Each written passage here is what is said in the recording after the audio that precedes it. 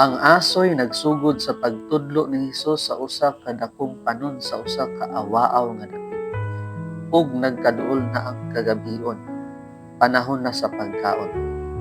Ang mga disipulo nakakaplag lamang og 5 ka tinapay ug 2 ka isda, ug ilang gidala kini ngadto kang Hesus.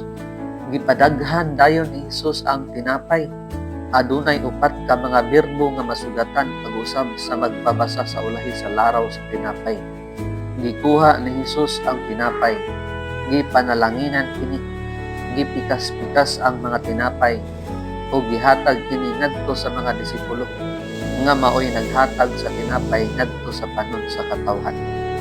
Ug nangaon silang tanan ug nabusog, ug ilang nahipos ang napulog 2 ka bukag nga mga titi. Ug ang mga nangaon sa tinapay may gidaghanon na 5,000 ka mga lalaki. Ang katawhan sa Dios gipakaon, nabusog ug adunay mga salin. Bisan alang sa atong adlaw-adlaw nga mga panginahanglan o alang sa atong walay katapusan nga kaluwasan. Siya walay mga limitasyon ug ang iyang grasya managayaon.